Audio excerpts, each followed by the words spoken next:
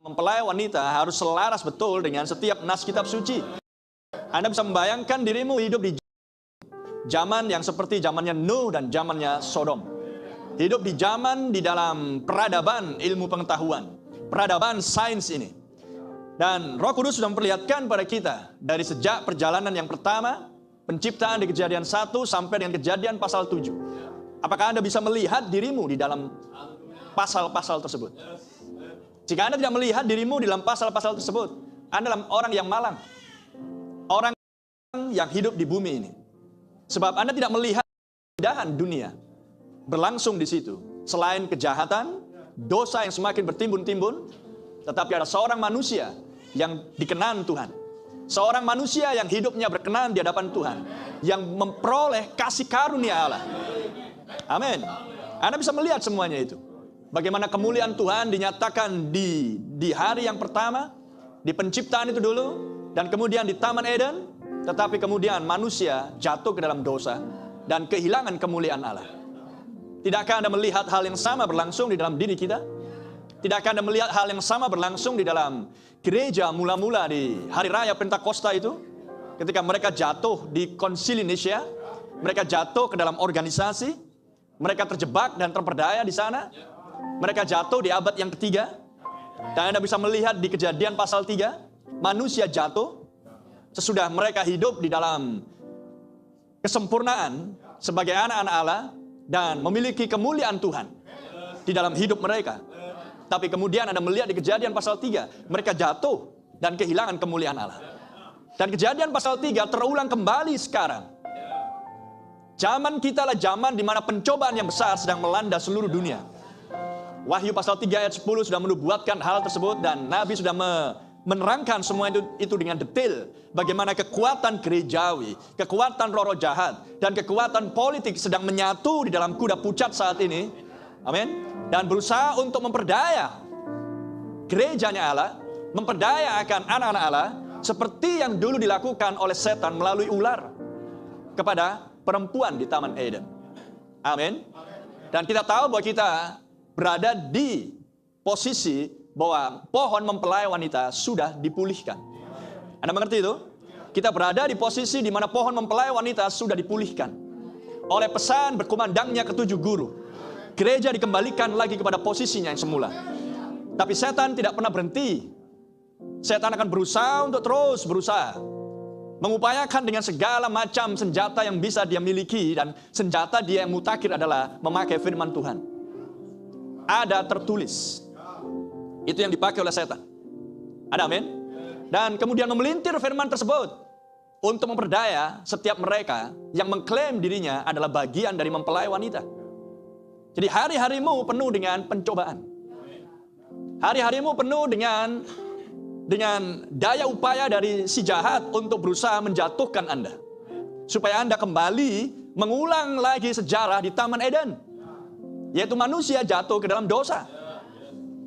Dan zaman ini melalui kuda pucatnya, melalui patung binatang, melalui gerakan oikumene, mengkombinasikan seluruh kekuatan menjadi satu kekuatan dan menguasai politik, bangsa-bangsa, pemikiran manusia dengan delusinya, menguasai entertain, menguasai olahraga, menguasai keuangan, menguasai perdagangan dan perniagaan, menguasai fashion, desain, mode, menguasai pendidikan, menguasai teknologi, menguasai militer, menguasai budaya, ilmu pengetahuan, dan segala sesuatunya berada di bawah kekuasaan setan.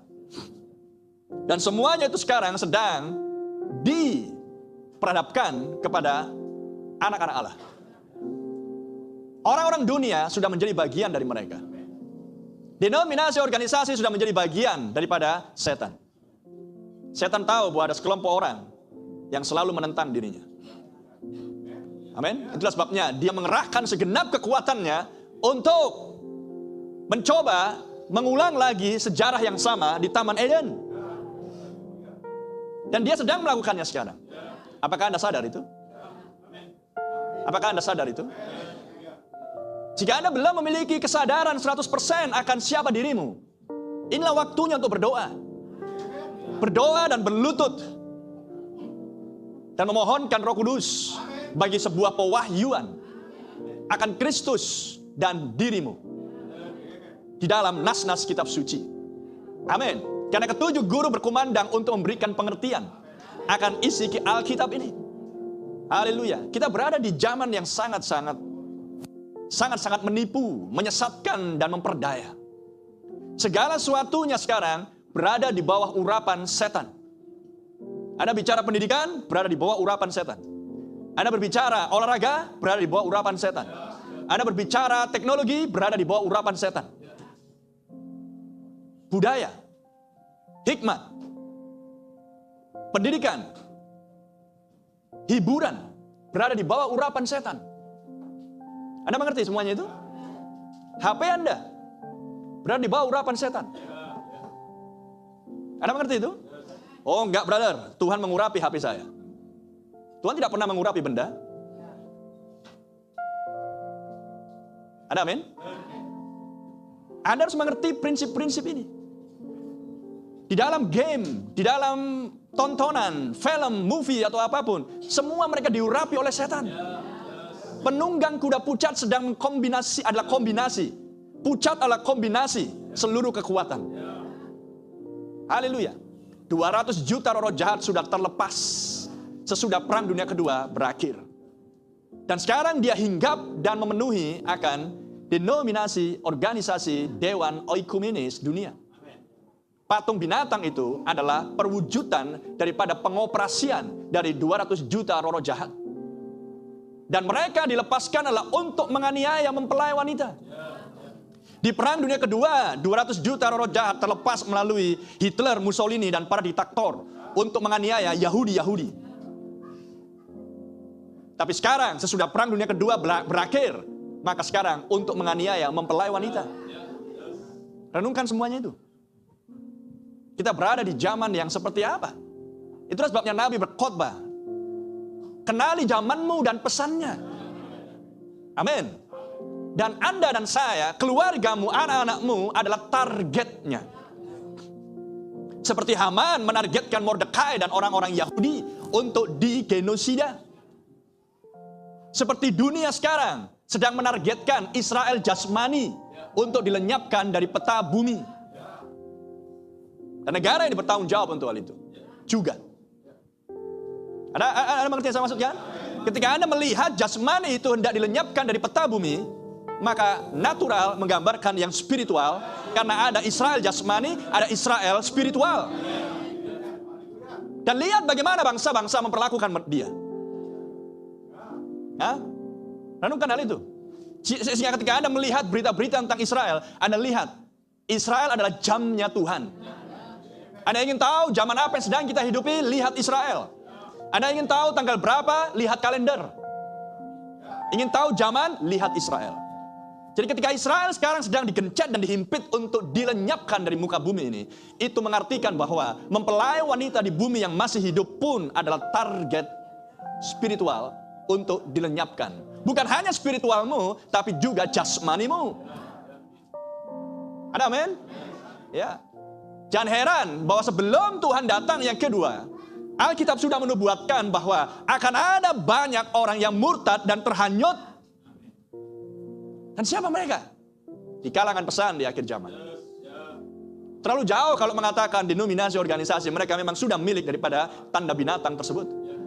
Mereka sudah join dengan patung binatang. Mereka adalah utusan-utusan neraka. Bisa nangkap? Mereka adalah orang-orang yang diurapi di akhir zaman di bawah urapan yang palsu. Anda dan saya, mempelai wanita yang sejati, anggota-anggota mempelai wanita yang dibaptis oleh satu roh adalah targetnya. Kembali diingatkan akan hal-hal ini, supaya kita sadar zaman yang sedang kita hidupi. Jadi kembali, bukan cita-citamu, bukan programmu, tetapi seluruh hidup kita diselaraskan ke dalam programnya Tuhan. Sebelum ada program bangsa-bangsa, sebelum ada program pendidikan, sebelum ada program gerejawi, sebelum ada program pribadi, sebelum ada program keluarga, programnya Allah sudah ada. Amin. Berkumandangnya ketujuh guru mendatangkan pengertian untuk bisa Anda mengerti program yang orisinil itu. Dan program orisinil ini bukanlah program untuk memecah belah, untuk peperangan, untuk membinasakan, tetapilah program penebusannya Allah. Oh, mulialah nama Tuhan. Dan hanya kepada mempelai wanita, misteri ini disingkapkan. Amin. Sehingga kita sadar bahwa kita hidup di masa yang seperti apa. Kejadian 1, kejadian 2, kejadian 3 sedang berlangsung secara global saat ini. Amin.